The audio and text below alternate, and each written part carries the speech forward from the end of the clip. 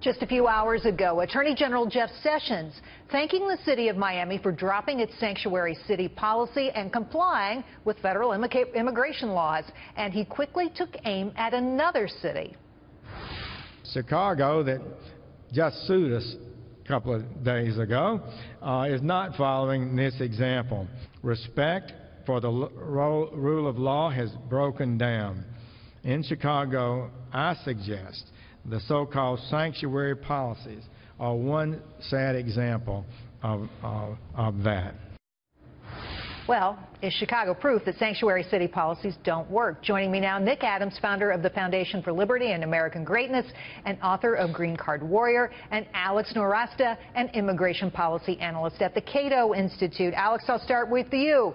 Does Chicago prove, and frankly, there were really great numbers from Jeff Sessions on the number of people who have died in that city over the last year. Does Chicago prove that this sanctuary city stuff isn't working?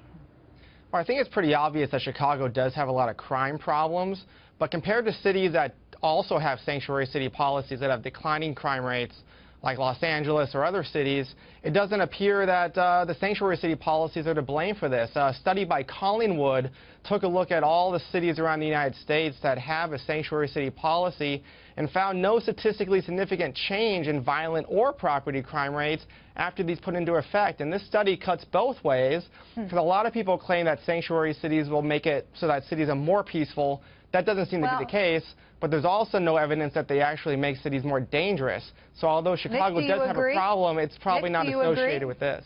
Well, look, Jerry, I mean, we can sit here and debate the merits and the evidence about whether or not there's a correlation between sanctuary cities and a place becoming more dangerous.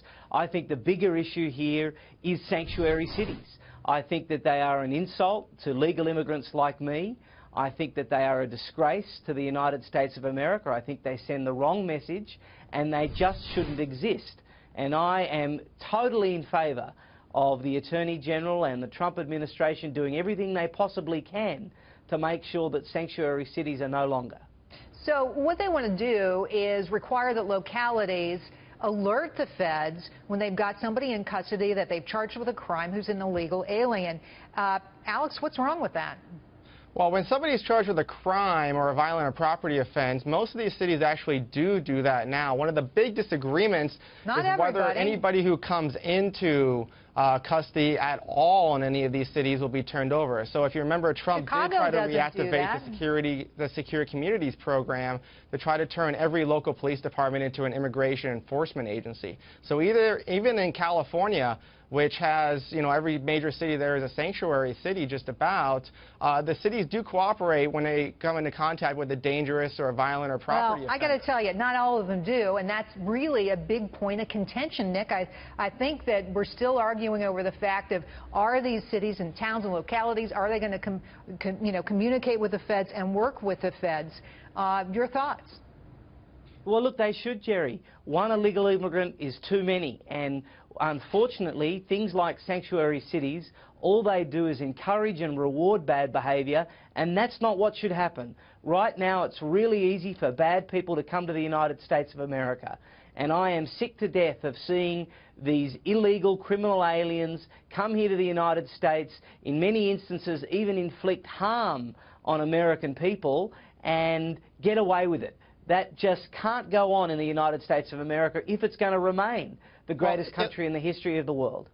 Illegal immigrants are less likely to be incarcerated in the United States than native-born Americans are. And if you take a look at actually trying to save people's lives, trying to improve the lives of Americans, we need to spend law enforcement resources where they do the most good, and concentrating on a population less likely to hurt people, to actually commit real crimes that people put in jail, is a bad thing to do. That will end up hurting more people. Of illegal immigrants. All right, we're going to have to leave it there. Just one note here, numbers that were on this network earlier today. The feds are withholding some $1,800 per family of 4 in federal dollars from these cities for not agreeing to go along with what's the law. Guys, thanks for coming on tonight. Appreciate your time.